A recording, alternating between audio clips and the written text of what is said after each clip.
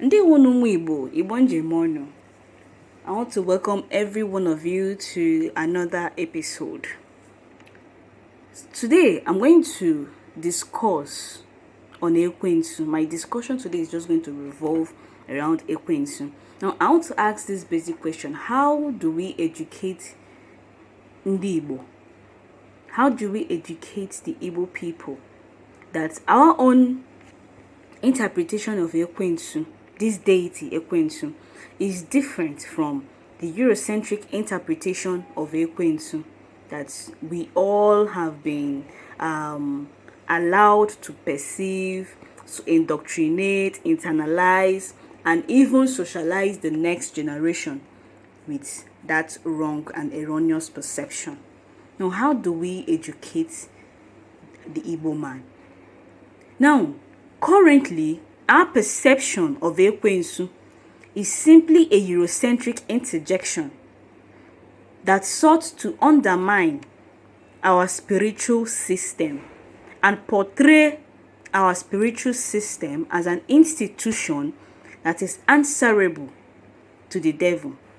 Hence, we now see so many erroneous perceptions that our belief system makes us morally debased. Now, people with this particular perception, people that think like this, believe that religion is synonymous with morality. That when you remove religion, that people are not going to act right and people are not going to live in a way that represents nature. They believe that religion constrains us, restricts us from engaging or participating in activities that are detrimental to humanity. But let's take a stretch back and think, what about the time before religion? How were people living? If we bring down their perception to the Igbo system, how did our ancestors live before Christianity, before religion infiltrated our land?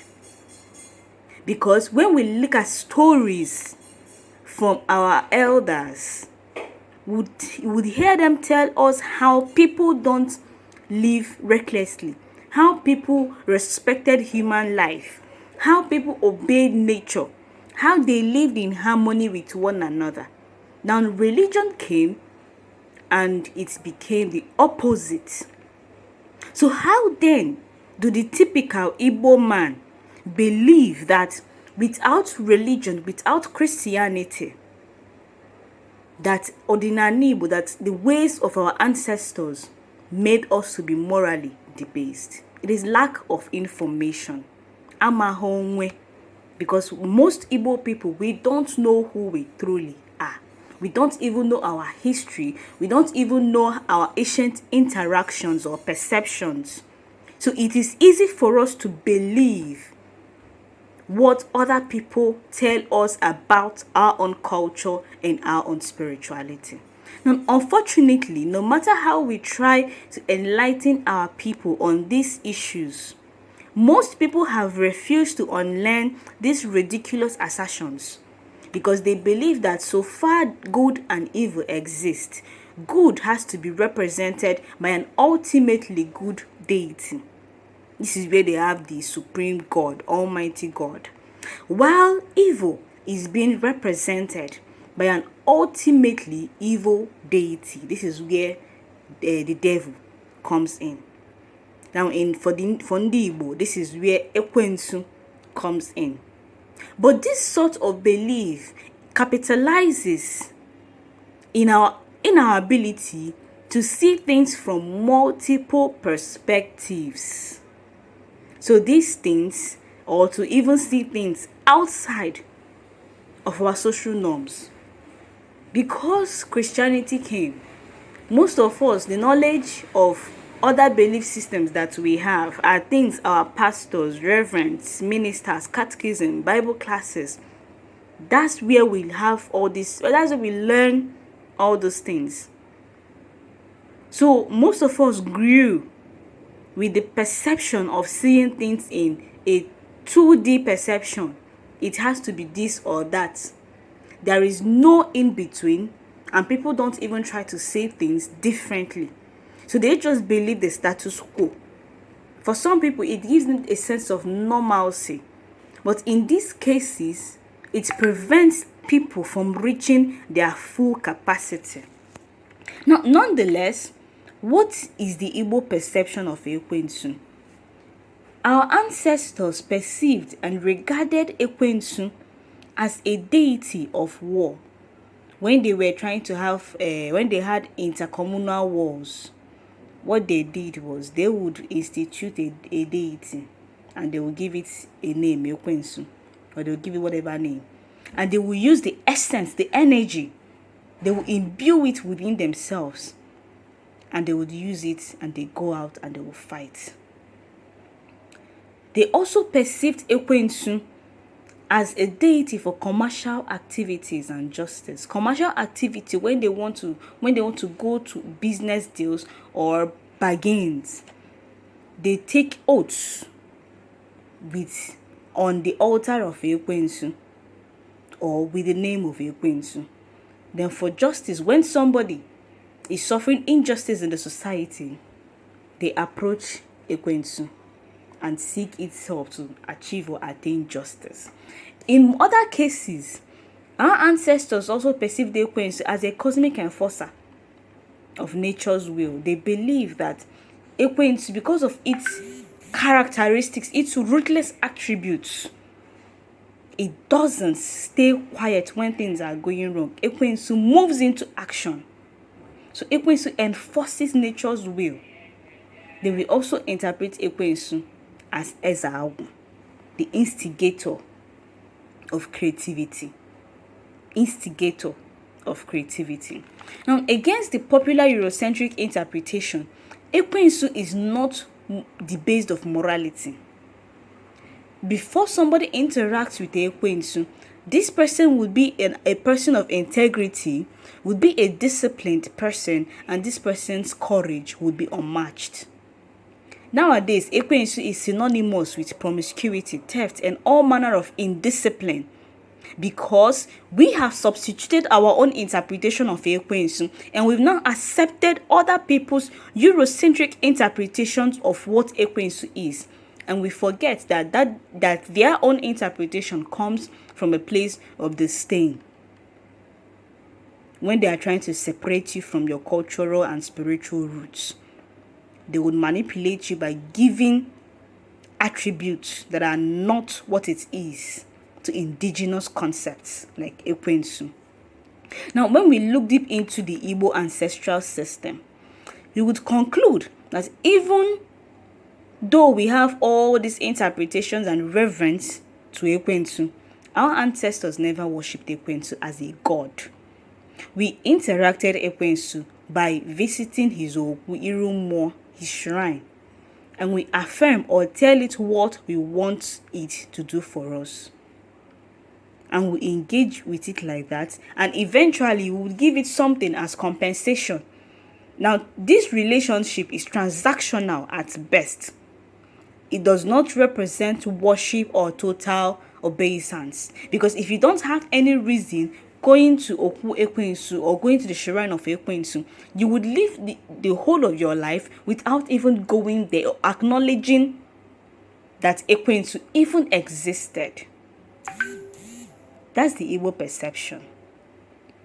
But for some reasons, we have been made to see or believe that Ekwensu is deeply rooted in our ancestral belief system. In fact, if you ask an Igbo Christian, what was the kind of belief system your ancestors had, they will tell you it's a demonic and devilish institution. So how do we convince these kinds of people that have these kinds of perception, these kinds of orientation?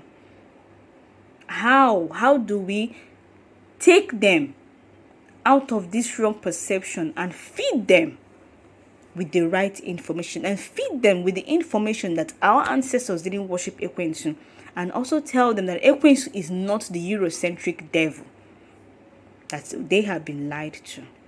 You even go to churches and you see them praying and Holy Ghost fire against Ekwensu, and you begin to wonder, Ekwensu has no business with you or anything that is morally debased. So Ekwensu is not even a deity or an energy that is even responsible of any sort of affliction. So what lies are these people being told in churches? And how do we bring them out of this wrong perception? Now, personally, I think for us to correct this thing, because most adults, most adults majorly have gone past the age of unlearning things, especially when they are like 60 something, 50 something. It is hard for an adult to unlearn a lot of things. So I think for us to correct this, we need to start correcting it from the young generation, because they are still impressionable. We can begin by teaching them our own truths, the way our ancestors saw and perceived Ekwensu, and not the Eurocentric interpretation. If we are able to catch them young and teach them a different interpretation, they are going to internalize it. And at the end of the day, they will no longer spiritualize everything in their lives. Instead, they will start seeking for logic and science and as answers to the impossible.